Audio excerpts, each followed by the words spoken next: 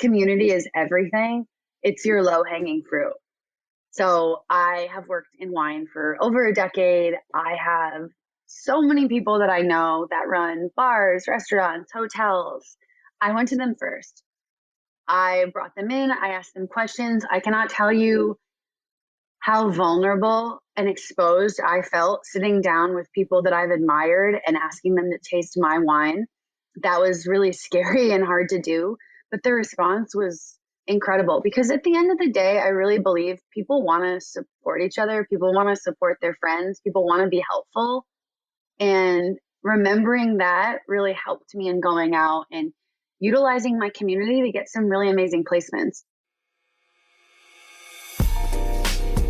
Hey everyone, welcome back to Female Founder World. It is your host here, Jasmine Gansworthy, and today's conversation is with Kristin Olszewski, co-founder of Nomadica. Kristin, welcome to the show. It's so great to have you on. I love to invite guests for the very first question just to tell us about their company and what they're building in their own words. So I'm very excited to be here. Thank you for having me on. And so I'm the CEO and founder of Nomadica Wine. And my background, I am a traditional sommelier. So I worked in fine dining restaurants, Michelin restaurants for the entirety of my career, over a decade now. And I saw a huge hole in the canned wine space. I believe it's our moral imperative to really think critically about the carbon footprint of our consumption, and thought canned wine was a great option, but I couldn't find one that I actually wanted to drink. So I started my own, and we partner with artists on each label. So the packaging is as beautiful and as good for the environment as the wine is inside the can. I also just think it's really helpful for people who maybe aren't as familiar with your story to have a couple of insights or milestones to let people know where you're at, where the company's at in your entrepreneurial story right now. Yeah, so we started 4 years ago and raised our seed in 2019, closed in the winter. I went full time because before that I was doing the classic startup hustle thing of working on Nomadica all day and then going to my job at a 1 Michelin star restaurant in Los Angeles every night, never sleeping, never taking a day off, and basically being insane. So getting funding was really awesome once we had kind of, proved that our product worked and people wanted it. Securing funding, going full time. I'm currently about to start raising my Series A, which I'm really excited about. We are sold in 20 different states, BC, Canada. We launched our e-commerce site earlier this year in January, and it has taken off in a way that I have never expected. We've also, with that e-commerce site, launched a Club Nomadica, so a subscription service where you get monthly or quarterly deliveries of Nomadica, first access to our limited edition drops that we're dropping every quarter, which is so exciting for me. It's a really fun way to kind of keep everything fresh. And as a somm and just a general wine nerd, I love exposing people to wines that they've probably never had before. And so we have 5 core wines, 2 sparklings, a sparkling white, a sparkling rosé, a still rosé, a white, and a red. Amazing. I love all of that. I want to step back a little bit and understand how the idea really came about for this business. So it was my co-founder's idea. She, a mutual friend introduced us. He was like, I met this woman. She wants to start a wine company. You're a somm. You guys should talk. So I show up after work one night, in my lady suit after selling thousands of dollars of Barolo to wealthy diners. And Emma tells me she wants to start a canned wine company. And I will be honest, my first reaction was gross. I don't drink canned wine. The idea repulses me. I would never drink canned wine. But, the deeper I looked into it, a can of wine has half the carbon footprint of a bottle. It makes so much sense for so many reasons. And Emma was really stubborn, did a small batch run of Pinot Noir from one of my favorite winemakers, brought it back to me to taste. And I remember sitting there and pouring it into a glass and being like, this is going to be terrible. I'm going to hate this. And I had to admit how wrong I was. And I had this realization in that moment that canned wine wasn't bad. People were just putting bad wine in cans. That is such a great way of phrasing it. So once you decide to come on board with this idea, you want to work towards it. What are kind of the first steps that you took to create a product? It's funny because everyone tells you that that's the fun part that you're going to remember. But when you're in it, I think it's really hard to appreciate it or realize that. I think everything feels like such a struggle at those early stages in the business. So first of all, we did a lot of research. We found wineries that wanted to work with us. One of our first partners was this gentleman, Bob Lindquist, who is a legendary American winemaker. I mean, this man is credited for bringing Rhone varietals like Syrah and Grenache to the central coast of California, where now they're ubiquitous. They're everywhere. And Bob was just OG pioneer, legendary name in wine. And he was one of the first people we went to. And we were like, we'd like to start a canned wine company. We want to source from boutique independent small producers. These are our qualities. And I thought he was going to tell us to go away. And he was like, great, let's do it. So wine secured, we looked for packaging, we found canning partners. And then the next step was to raise a friends and family round because you need capital. Yeah, absolutely. So at this stage, your packaging is so distinctive now. Did you know it was going to take that kind of approach right in the beginning? Yes, because a lot of what we were thinking about is, as a sommelier in a restaurant, I constantly was used to talking to people that were intimidated by wine, not sure what they liked, not sure how to articulate what they like in wine. And I've always relied on interesting metaphors and poetic descriptions and, describing wine as different styles of music. And so when we were thinking, we're like, how do we take that sommelier experience? How do we take that unusual style of talking about wine and scale it? And art just seemed like such an obvious answer, right? Like, look at craft beer. Beer has done such an amazing job of having the coolest labels, the coolest cans. And so we took a nod from them and we thought, wouldn't it be great if the art on the can acted as a tasting note for what's inside the wine? Yeah, I love that. And when I think about, canned wine before I kind of discovered what you guys were doing, it's definitely, it's not something that I would necessarily feel like excited or proud to like pull out of my bag. But when I saw the packaging and what you're doing, it's so beautiful that it definitely makes me feel like, oh, that could be something for me. Thank you. Yes. So one thing that if I could do everything over again and start from day one, I would probably have partnered on the founding team with a creative, especially in today's world when creative is everything. We were really, really, really lucky to find, I think Aiden Duffy, our creative director, is one of the most talented people in the entire world. She's responsible for every single touch point of how our brand look and feels. And those new cans that you've seen, from my perspective, that's what I always wanted our cans to look like. They finally are as chic as the bottle, in my opinion. I wanted them to be Instagrammable and as romantic as, a bottle on your table. Yeah, and I think you've definitely achieved that. I want to dig into the friends and family round. And I think, for people who are kind of early on in the process thinking, all right, I'm going to need a little bit of capital to be able to, meet the MOQs for the people I want to work with on the production side and to get a little bit of traction. What's actually involved in raising a friends and family round? So it's actually much easier and less intimidating than I think a lot of people realize. I have a couple friends of mine with businesses that I'm currently harassing them to fundraise. And I think the reason why a lot of people don't raise a friends and family is because they feel like, oh, I don't have the necessary documents or I need a lawyer. I need all these things. You don't. There's a safe note template that's ubiquitous, started by Y Combinator. It's available online for free. It is the best way to raise your friends and family round. You can do all of your incorporation docs and all of your business setup docs yourself online. There's a ton of tutorials. You can file them with the state of Delaware or wherever you want to be incorporated online. You do not need a lawyer. It's not intimidating. The safe note is a standard universal template, but I think talking to other people who have already done it, who can help you figure out what you want the evaluation to be, what a fair discount rate is, was really helpful for me. I found advisors right away. That's where I started, because if you have people that have done it that can guide you through the process, you're a million times better off. And then going to your network. So I was a sommelier at one of the best restaurants in Los Angeles. I had regulars who loved me, who trusted my taste in wine, who I developed relationships with. And so that was really easy for me to go and be like, hey, I'm doing my business. And I would just talk about what I was doing and talk about my business. I wouldn't even ask for investment. And they'd be like, I'd love to invest in you. How do I invest in you? And that's how we really raised our first $400,000 as a friends and family. Amazing.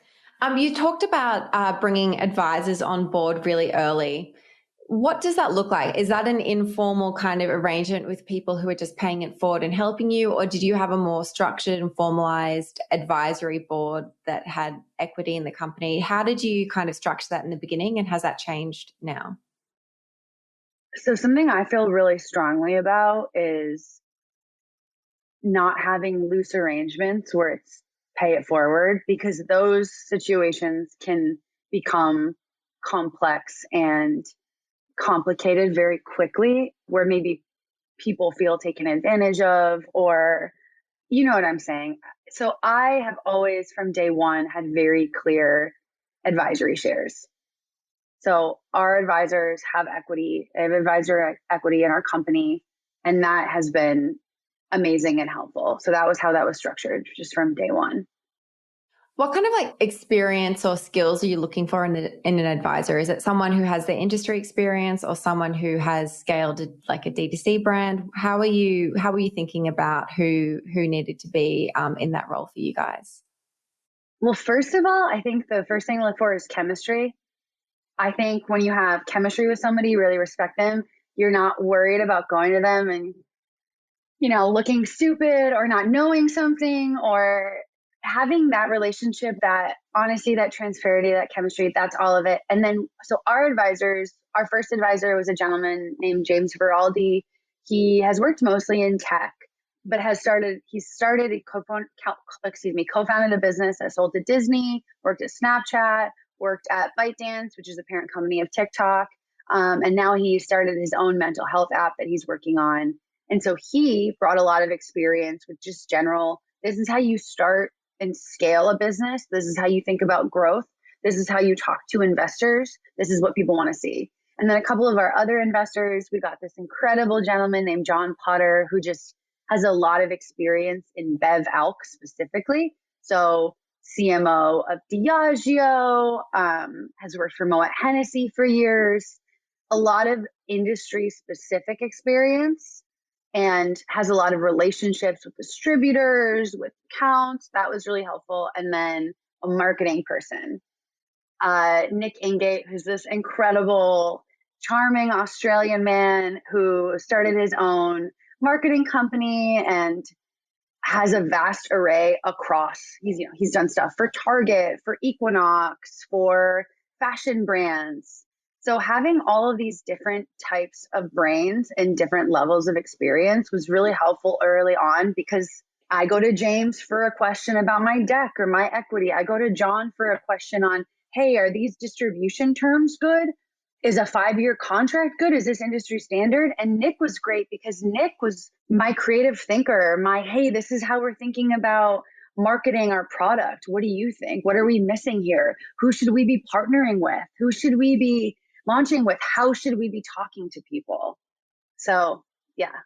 First of all, did you have these relationships already, or were you going out to people with like some kind of pitch deck, like you would go to an investor? How does that all shape up for people who haven't done this?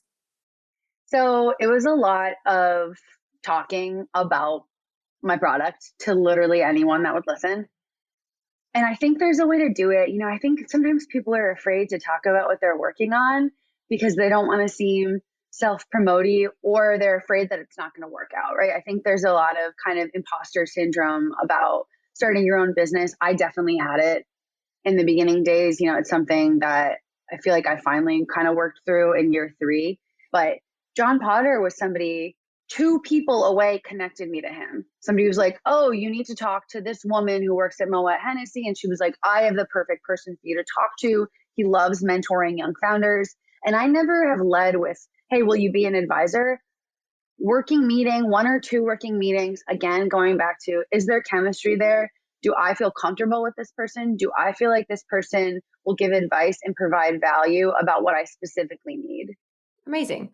Okay, I'm going to switch away. I'm really interested in the advisory board piece because I feel like it's really hard to actually find great information on that online. I feel like you really need to be speaking to other founders who have gone through it to be able to work out like how people have structured that. So thanks for all that information.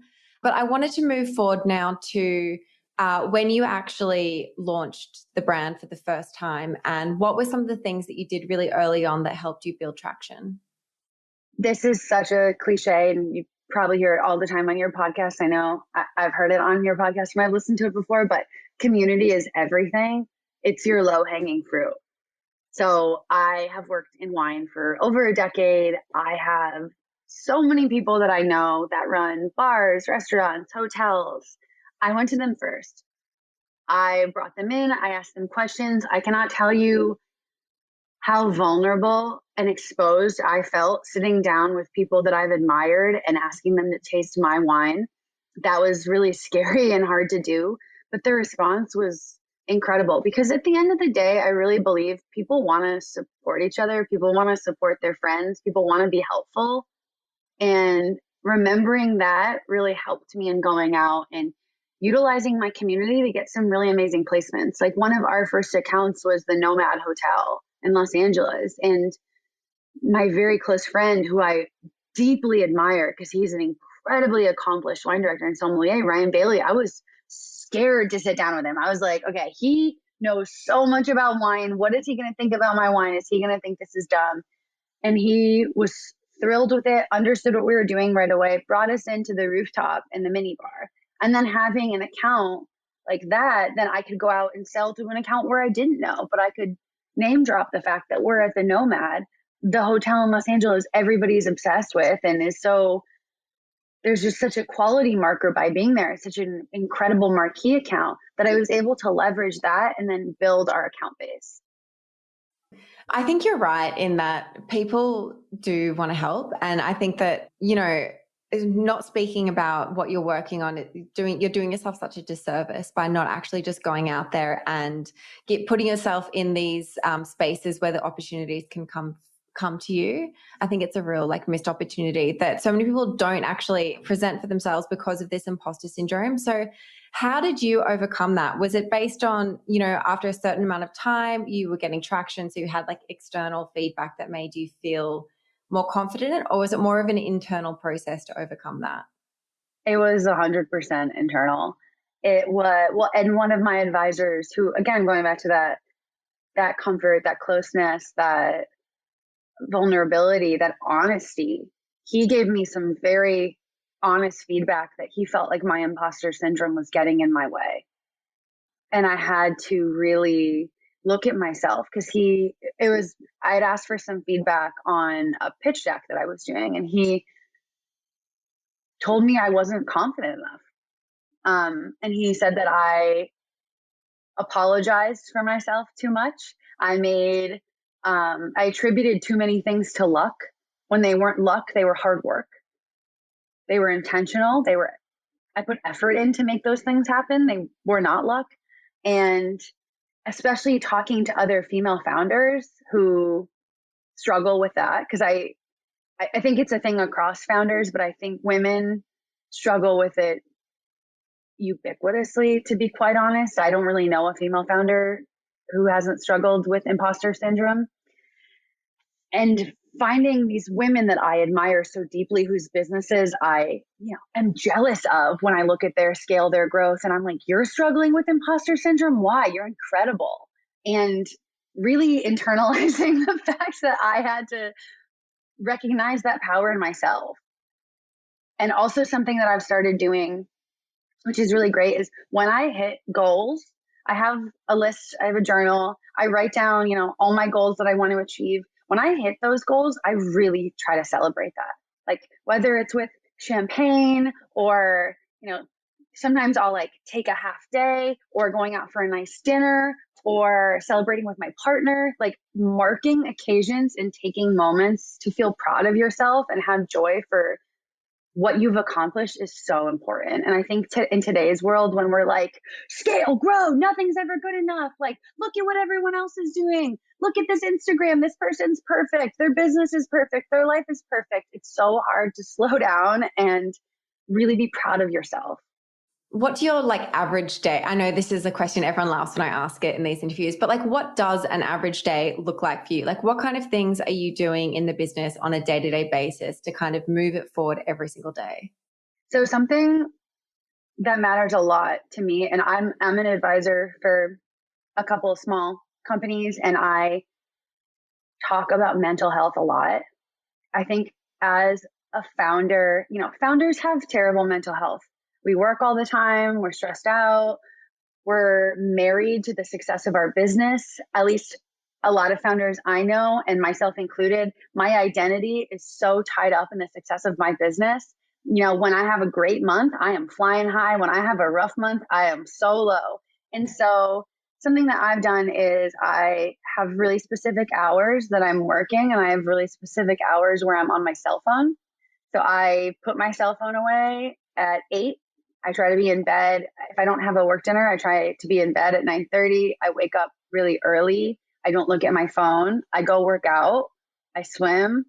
And then I can start my day at 8 and be present and there. And I feel good. I feel good about what I've done.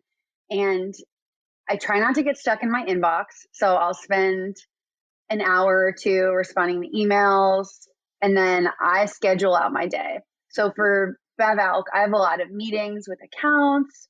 I have a lot of meetings with my sales team because I want to make sure everyone in my company feels really supported and they have everything they need. And we all talk a lot. So every day is really different, but I'm very, very, very big on scheduled time and also not overworking. If you're working a 12-hour day, you're doing something wrong and you're not being very productive. And I did that for years.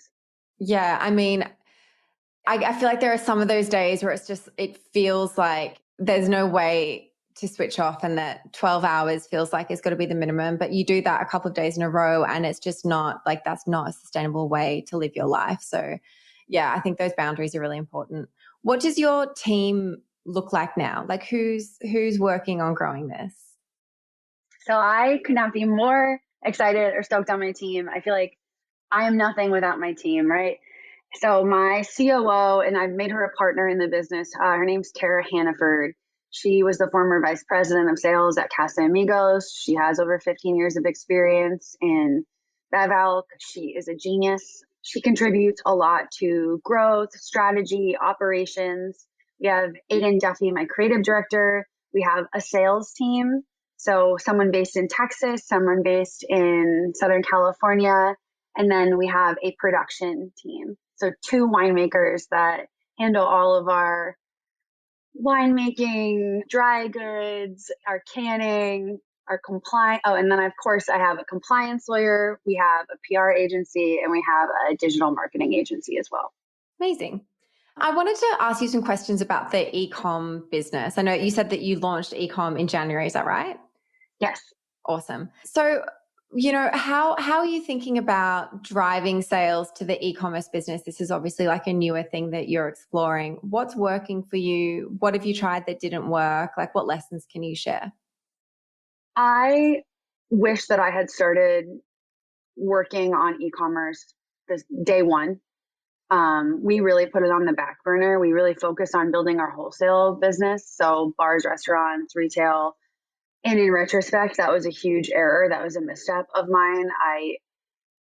So it took about a year to get all of our compliance licenses because shipping alcohol is a really fun logistical nightmare. I bet. So anyone thinking about starting their own business, don't do alcohol. No, just kidding.